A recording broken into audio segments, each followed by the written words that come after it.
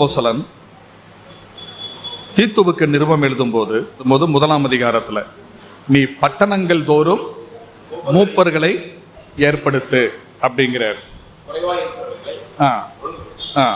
அப்போஸ்தலர் 14ஆம் அதிகாரத்தில் பவுலும் பர்னபாவும் ஏற்கனவே போய் ஊழியம் செய்த அந்த இடங்களில் போய் பட்டணங்கள் தோறும் மூப்பர்களை ஏற்படுத்தினார்கள், சபைகள் தோறும் மூப்பர்களை ஏற்படுத்தினார்கள் அப்படின்னு அப்போஸ்தலர் நடவடிக்கைகளில் வாசிக்கிறோம்.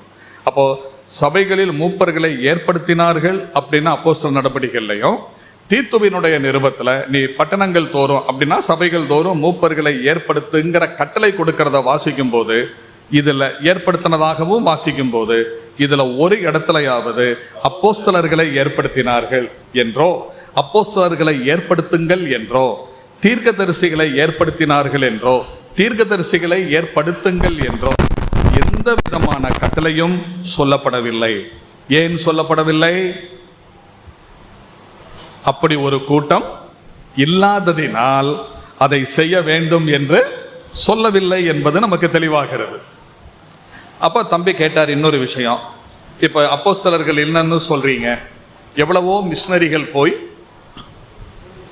ஊழியம் செஞ்சாங்க, அங்கங்க சபைகளை ஸ்தாபிக்கிறாங்க, அது அப்போஸ்தல ஊழியம் தானே அப்படின்னு. இப்போ அப்போஸ்தலர்கள் அந்த 12 பேர், அப்ப தானே அவர் ஒரு வார்த்தை சொன்னார், அந்த 12 அப்போஸ்தலர்கள் அது போல இல்லை, ஆனா மற்றபடி அவங்களும் அப்போஸ்தல ஊழியம் தானே செஞ்சிருக்கிறாங்க அப்படின்னு சொல்லும் போதே அவர் கிட்டத்தட்ட நம்ம வழிக்கு வந்துட்டாருங்கிறது நமக்கு தெரியுது. ஏன்னா அப்போஸ்தலர்கள் 12 பேர் தான் இருக்கணும். 12 பேருக்கு மேல ஒரு ஆளு கூடவும் கூடாது, ஒரு ஆளு குறையவும் கூடாது. ஒரு ஆளு கூடவும் கூடாது, ஒரு ஆளும் குறையவும் கூடாது. அப்போ ஒரு கேள்வி வரும், ஏன் கூடக்கூடாது, ஏன் குறையக்கூடாது? இப்போ ஒரு ஆளு கூடனா என்ன தப்பு, ஒரு ஆள் இப்போ குறைஞ்சா என்னங்க தப்பு அப்படின்னா முடியாதுங்க, முடியாது. காரணத்தை சொல்லுங்க அப்படின்னு இப்போ நீங்க முழிக்கிறது தெரியுது. சொல்றேன் காரணத்தை. ஒரு தடவை பேதுரு ஆண்டவரை பார்த்து கேட்டாரு, எல்லாவற்றையும் விட்டு விட்டு உம்மை பின்பற்றி வந்தோமே, எங்களுக்கு என்ன கிடைக்கும் கேட்டார்ல, மத்தேயு 19ஆம் அதிகாரத்தில். அப்ப ஆண்டவர் என்ன சொன்னாரு? மறுஜன்ம காலத்தில் நீங்கள் 12 சிங்காசனங்களில் வீற்றிருந்து இஸ்ரவேல் கோத்திரம் 12ஐயும் என்ன செய்வீர்கள்? நியாயம் தீர்ப்பீர்கள், நியாயம் விசாரிப்பீர்கள், நியாயம் தீர்ப்பீர்கள் அப்படின்னு சொல்றார். அப்போ ஃபியூச்சர்ல மறுஜன்ம காலத்துல எத்தனை சிங்காசனங்கள் தான் இருக்கும்? 12 சிங்காசனங்கள். 12 சிங்காசனங்கள்ல 12 அப்போஸ்தலர்கள் உட்கார்ந்து நியாயம் தீர்ப்பார்கள்னு சொல்றதுனால 12 பேருக்கு மேல கூடக்கூடாதுங்கிறது உறுதியாகுதா? ஒண்ணு. இனி வெளிப்படுத்தின விசேஷம் 21ஆம் அதிகாரம் 5ஆம் வசனம், 21ஆம் அதிகாரத்திலிருந்து 22ஆம் அதிகாரத்தின் 5ஆம் வசனம் வரை நான் வாசிக்கும் போது புதிய வானம், புதிய பூமி, புதிய எருசலேம் இதை பற்றி சொல்லியிருக்கு. அந்த புதிய எருசலேமை பற்றி சொல்லும் போது அதற்கு 12 அஸ்திபார கற்கள் இருந்தன. அஸ்திபாரங்கள் 12 இருந்தன. அந்த 12 அஸ்திபாரங்களில் 12 அப்போஸ்தலர்களின் பெயர்கள் எழுதப்பட்டிருந்தன அப்படின்னு வாசிக்கிறோம். அப்ப அதுலயும் எத்தனை தான் இருக்கு? 12 தான் இருக்கு. அப்ப 12, அதுக்கு மேல கூடவும் கூடாது, குறையவும் கூடாது. ஏன்னா நித்தியத்துல அப்படித்தான் இருக்க போகுது. இது பேதுருவினுடைய மனசுல நன்றாக பதிந்திருந்தது. ஆகவே இப்ப யூதாசு இறந்து போனோன்னு அவரே யோசிக்கிறாரு, 12 இருக்கணுமே, ஒருத்தர் போய் சேர்ந்துட்டாரு, இப்ப அந்த இடத்த என்ன செய்யணும்? நிரப்பணும் அப்படின்னு சொல்லிட்டு தான் யாரை தேர்ந்தெடுக்கிறாங்க? மத்தியாவை தேர்ந்தெடுக்கிறாங்க. ஆண்டவர் இதை செய்ய சொல்லல. அவர் பரலோகத்துக்கு எடுத்துக்கொள்ளப்படுறதுக்கு முன்னாடி என்ன சொன்னாரு? பரிசுத்தாவி யோவான் உங்களுக்கு ஜலத்தினால ஞானசானம் கொடுத்தான், நீங்க சில நாளுக்குள்ள பரிசுத்தாவினால ஞானசானம் பெறுவீங்க, ஆகையினால எருசலேமை விட்டு போகாம என்ன செய்யுங்க? நகரத்துல காத்துருங்க. இதை சொன்னாரு. பரிசுத்தாவி உங்களிடத்தில் வரும்போது நீங்கள் பலனடைந்து எருசலேமிலும் யூதயாவிலும் பூமியின் கடைசி வரைந்து எனக்கு சாட்சிகளா இருப்பீங்க. இதை சொன்னாரு. அப்புறம் என்ன சொன்னாரு? நீங்கள் புறப்பட்டு போய் சகல ஜாதிகளையும் சீஷராக்கி பிதா குமாரன் பரிசுத்தாவிய நாமத்தில் அவர்களுக்கு ஞானசானம் கொடுத்து நான் உங்களுக்கு கட்டளையிட்ட யாவையும் அவர்கள் கை கொள்ளும்படி அவர்களுக்கு உபதேசம் பண்ணுங்க. மத்தேயுல இதை சொல்றாரு. மார்க்குல என்ன சொல்றாரு? நீங்கள் உலகமெங்கும் போய் சுவிசேஷத்தை சர்வ சிருஷ்டிக்கும் சுவிசேஷத்தை பிரசங்கியுங்கள். விசுவாசம் உள்ளவனாகி ஞானசானம் பெற்றவன் ரட்சிக்கப்படுவான், விசுவாசியாதவனோ ஆக்கினைக்குள்ளாக தீர்க்கப்படுவான், விசுவாசிக்கிறவர்களால் நடக்கும் அடையாளங்களாவன அப்படின்னு சொல்லிட்டு அதெல்லாம் சொல்ற. இனி லூக்காவிலையும் சில விஷயங்களை சொல்றாரு. இவ்வளவையும் சொல்ற ஆண்டவர் யூதாசுக்கு பதிலாக ஒரு ஆளை தெரிந்தெடுங்க, ஏன்னா சங்கீதத்துல அவனுடைய உத்தியோகத்தை வேறொருவன் பெறக்கடவன் அப்படின்னு எழுதியிருக்கு. அதனால நீங்க அந்த யூதாசுக்கு பதிலாக வேறொரு நபரை தெரிந்தெடுங்கன்னு இவ்வளவையும் சொன்னவரு அதையும் சொல்லியிருக்கலாம்ல, ஏன் சொல்லல? அப்ப அவராலே நிர்ணயிக்கப்பட்ட ஒருத்தர் வச்சிருக்கிறாரு பிளான். அவர் வரட்டுங்கிறதுக்காக ஆண்டவர் பேசாம இருக்கிறார். நம்ம பேதுரு அப்போஸ்தலன் என்ன செஞ்சுக்கிட்டாரு? அதை முந்திக்கிட்டாரு. முந்தி நம்ம ஒன்று தெரிந்தெடுத்துருவோம் அப்படின்னு தெரிந்தெடுக்கிறாங்க. அப்புறம் சரி, அப்படி தெரிந்தெடுக்கிறாங்களே, அப்படி தெரிந்தெடுத்தாங்க. அப்போ உடனே ஒரு கேள்வி, தெரிந்தெடுத்தாங்க, மத்தியாவை அதில் நியமிச்சாங்க, ஆனால் அவங்க பன்னிருவர்னு குறிப்பிடப்படுறாங்களே, அப்போ அதுக்கு 11 கூட நின்று பேதுரு பிரசங்கம் பண்ணது. அப்போ அதில் 12ங்கிற அர்த்தம் வருது. 11 கூட நின்று அப்படின்னா பேதுருவையும் சேர்த்து 12. அப்போ 12 அப்படிங்கிறது வந்துடுது. அப்போ ஆண்டவர் அதை அங்கீகரிக்க போய்த்தானே 12 அந்த டேர்மே அப்படித்தானே வந்திருக்கு அப்படின்னு ஒரு கேள்வி வரும். அதுக்கு என்ன பதில் அப்படின்னா, தேவனுடைய திட்டத்துல விவாகரத்துங்கிறது உண்டா? கிடையாது, கிடையாது. ஆனா ஒரு குறிப்பிட்ட காலத்துல விவாகரத்து யூதர்கள் மத்தியில உருவாக்கப்பட்டதா? மோசே அதற்கு அனுமதி கொடுத்தாரா? தள்ளுத சீட்டை கொடுத்தாரா? இது ஆண்டவர் சொல்லும் போது என்ன சொல்றாரு? உங்கள் இருதய கடினத்து நிமித்தம் மோசே இதை கொடுத்தான், ஆனால் ஆதி முதல் அப்படி இருக்கவில்லை, அப்படி சொல்றாருல. அப்போ தேவனுடைய திட்டத்துல டிவோர்ஸ்ங்கிறது ஒண்ணு கிடையாது. ஆனா ஏன்னா டிவோர்ஸ் ஒண்ணு இருந்தா மன்னிக்கிற சுபாவத்துக்கு இடம் இல்லாம போயிடும்ல. அதனால விவாகரத்துங்கிற ஒண்ணு இல்ல தேவனுடைய திட்டத்துல. ஆனா ஜனங்களுடைய இருதய கடினத்து நிமித்தம் மோசே அதை கொடுத்த போது அது இருக்கட்டுமேனு ஆண்டவர் என்ன செய்தாரு? அனுமதிச்சாரு. ஒரு குறிப்பிட்ட சூழ்நிலையில அனுமதிக்கிறார். இது போல தேவனால் ஏற்படுத்தப்பட்ட அந்த இடத்துக்கு வர வேண்டியது அப்போஸ்தலனாகிய பவுல். அந்த யூதாசுக்கு பதிலாக தேவன் நிர்ணயித்திருந்தது பவுல். ஆனா அவர் வர்ற வரைக்கும் இவர்களால் தெரிந்தெடுக்கப்பட்ட மத்தியா இருப்பதற்கு அனுமதிச்சார். பவுல் வந்தாரு, அதுக்கப்புறம் அவருடைய ஊழியங்களை தான் நம்ம பொதுவாக தாராளமாக பார்க்க முடிகிறது. அதனால அந்த இடத்துல நம்ம பவுலை தான் வைக்கலாம். சரி, இதை நான் சொல்ல வந்த விஷயம் இன்னொரு குறிப்பை சொல்றேன். 2 பேரை தெரிந்தெடுக்கிறாங்கல்ல, 2 பேரை முன்னால நிறுத்துறாங்க. யார் யாரு? ஒண்ணு மத்தியா, இன்னொருத்தர் 2 பேரை கொண்டாந்து நிப்பாட்டுறாங்க. சரி, இன்னைக்கு நம்ம சில வேலைகள்ல பண்ணுவோம்ல, பிரசங்கம் பண்றதுக்கு, எப்பா அவருக்கு ஒரு டைம் போடு, ஒரு வாரம் அவருக்கு போடு, இல்லைன்னா முகத்தை தூக்கி வச்சுக்கிடுவாரு. அதனால இவருக்கு 2வது வாரம் போட்டுருவோம், அவருக்கு 4வது வாரம் போட்டுருவோம்.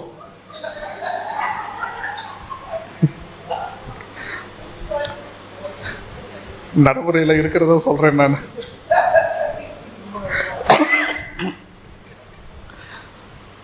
இதனால போதிக்கக்கூடிய ஒரு திராணியும் இல்லாதவங்களுக்கும் கோவிச்சுக்கிடுவாங்களேங்கிறதுக்காக என்ன செய்ய வேண்டியிருக்கு? டான் போட்டு கொடுக்க வேண்டியது இருக்கு. அவங்க பிரசங்கம் பண்ண எந்திரிக்க இங்க வந்து நின்னாலே மக்கள்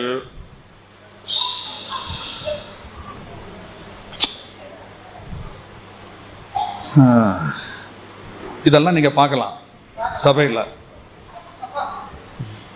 ஏன்னா இதை நானே பார்த்துருக்கேன் கண்ணால. ஒருத்தர் வந்து பிரசங்கம் பண்றதுக்காக போய் எந்திரிச்சு நிற்கும் போது ஒரு இன்ட்ரோடக்ஷன் சொல்லுவாரு. என்ன சொல்லுவார் தெரியுமா? ஏறி வந்து நின்ன உடனே வார்த்தை, நான் வந்து பிரசங்கம் பண்றதுக்கு நின்னாலே உங்களுக்கு பிடிக்காது. ஃபர்ஸ்ட் வார்த்தை தான் வரும். அப்ப எனக்கு கேட்கணும்னு தோணும். ஆனா வேற ஒரு சபையாச்ச, வேற ஒருன்னா நம்ம சபை தான், வேற ஊர்ல இருக்கிற சபையாச்சு, அங்க போய் நான் பண்ண முடியாதுல்ல.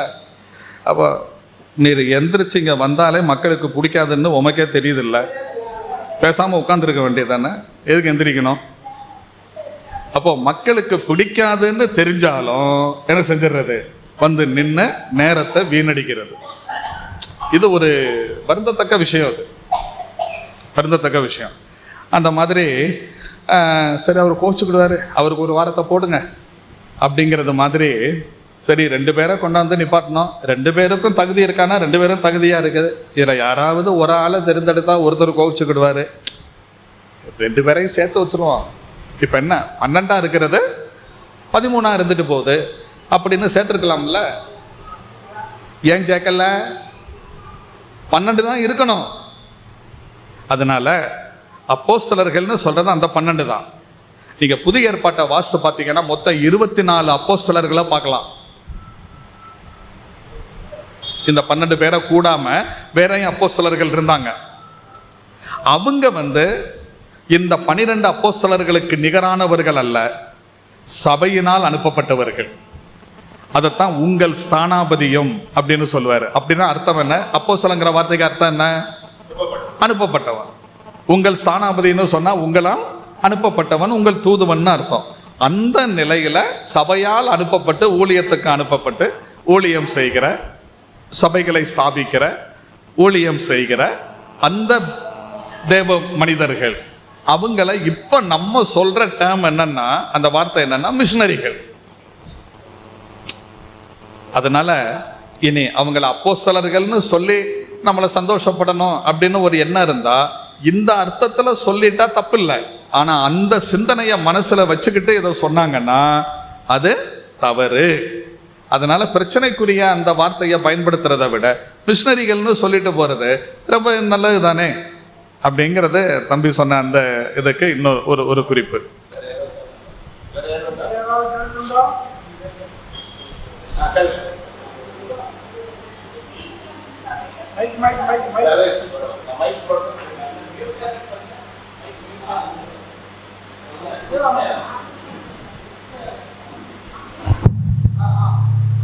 ஸ்திரீகள் வந்து சபையில் பேசக்கூடாது அப்படின்னு சொன்னீங்க. இப்போ ஆக்சுவலி வந்து ரீடிங் கொடுக்குறோம் இல்லையா, பைபிள் ரீடிங் கொடுக்குறோம் ஆராதனைக்கு முன்னாடி. அப்படி ரீடிங் கொடுக்கலாமா? பைபிள் ரீடிங்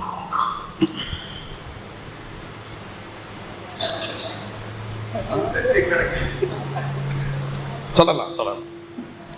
அந்த இடத்துல பேசக்கூடாதுன்னு சொல்றது வந்து பிரசங்கம் பண்ணக்கூடாது, புருஷன் மேல் அதிகாரம் செலுத்தக்கூடாது, உபதேசம் பண்ணவோ புருஷன் மேல் அதிகாரம் செலுத்தவோ கூடாது அப்படிங்கிறத சொல்லியிருக்கு. இப்போ இந்த இடத்துல பைபிள் ரீடிங்னு சொல்றது ஒரு வேத பகுதியை வாசிக்கிறதுக்காக முன் வந்து வாசிக்கிறது. அதை உத்தேசிக்கிறீங்களா? அதைத்தான் நினைக்கிறீங்களா?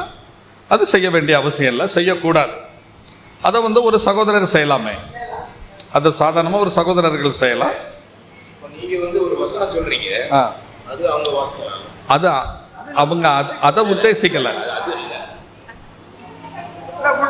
அப்படிதான் கேட்காங்க. எல்லாரும் இருக்கும்போது நீங்க ஒரு வசனம் சொல்றீங்க, அது அவங்க வாசிக்கலாம்ல. சொல்றேன். அதாவது மெசேஜ் கொடுக்குறீங்க இல்லையா, அப்போ கொடுக்குற அந்த பைபிள் ரீடிங் அந்த வசனம் அதிகாரம் கொடுக்கும்போது அதை பெண்கள் வாசிக்கலாம். அதாவது ஸ்மைலா கேட்கறது என்ன அப்படின்னா, நம்ம பிரசங்கம் பண்ணும்போது ஒரு வசனத்தை சொல்றோம்ல, அதை வாசிக்கலாமா அப்படின்னு கேட்குறாங்க. அதை ஃபர்ஸ்ட் நான் எப்படி புரிஞ்சுக்கிட்டேன் அப்படின்னா, நீங்க ஒரு வேத பகுதியை கொடுக்குறீங்க, அதை ரீடிங் பண்றது அந்த இதை கேட்கும்போது எனக்கு என்ன தோணுதுன்னா, நம்ம சங்கீதங்கள் வாசிக்கிற சந்தர்ப்பத்தில் ஒருத்தர் எழுந்து நின்று வாசிப்பார் இல்லையா, அதை உத்தேசித்து சொல்றாங்களோ அப்படிங்கிறதுக்காக. அது இல்லை, அது பிரச்சனையே இல்லை, அதை விட்டுறலாம். அதல்ல கேள்வி அப்படின்னா அதை விட்டுறலாம். ஆனா இப்ப என்னன்னா, பிரசங்கியாரு பிரசங்கம் பண்ணும்போது வசனம் சொல்றத வாசிக்கலாமா அப்படின்னு கேட்டா வாசிக்கலாம், தடையேதும் இல்லை, வாசிக்கலாம். ஏன்னா ஒருவேளை சொல்றேன், வாசிக்கிறது தப்பு அப்படின்னு சொன்னா, வாசிக்கிறது தப்புன்னு சொன்னா பாட்டு பாடுறதும் தப்பு. அப்ப என்ன செய்யணும்? வந்த நிமிஷத்துல இருந்து அப்படியே பேசாம உட்காந்துரு, வாய திறந்துடக்கூடாது, கையில கம்பு வச்சுக்கிட்டு உட்காந்துருக்கணும். தப்பி தவறி யாராவது வாயை திறந்தாங்கன்னா பொட்டுன்னு ஒரு அடி போடணும். திறப்பியா, வாயை திறப்பியா? அதனால சொல்ற வேத வசனத்தை வாசிக்கிறது தப்பே இல்லை.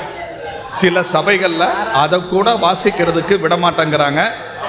அது ரொம்ப ஓவர், அது வேண்டாம். அது வாசிக்கலாம், அது வாசிக்கலாம், தப்பு தப்பு இல்லை, நல்லா வாசிங்க.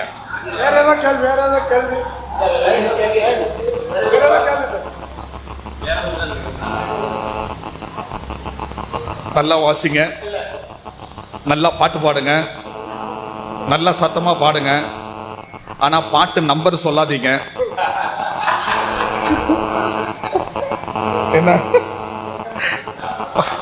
பாட்டு நம்பர் சொல்லாதீங்க, நல்லா பாட்டு பாடுங்க. சகோதரர்கள் சொல்லுவாங்க, அதை நீங்க பாடுங்க. இனி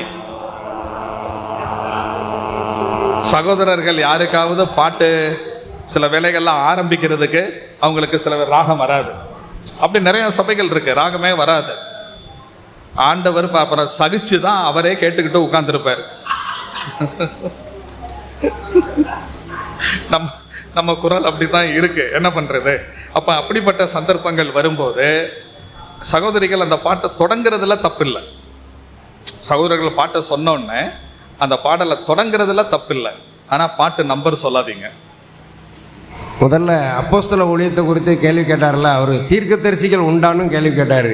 அதுக்கு ஒரு பதிலை சொல்லிட்டீங்கன்னா சரியாயிரும். ரைட். விடமாட்டேங்கிறாங்களே. ஒரு கேள்வி கூட அப்போ கொரிந்தியர் 11 வரும்போது 27 வேதத்தில் சொல்லியிருக்கிறது அப்படின்னு சொல்லி மென்ஷன் பண்ணுறாருல, பெண்கள் பேசக்கூடாது அப்படின்னு சொல்லி வேதத்தில் சொல்லி, அது பழைய ஏற்பாடை பேஸ் பண்ணி சொல்கிறாரா? நான் அதை கரெக்டாக பார்த்து சொல்கிறேன். Okay, thank you. சொல்கிறேன். 14 அப்போ 11:27 நினைக்கிறேன். 27 37 வேதமும் அப்படி சொல்லுகிறது. அதாவது சத்தியத்தை இப்படி தான் நான் சொல்லுவேன்.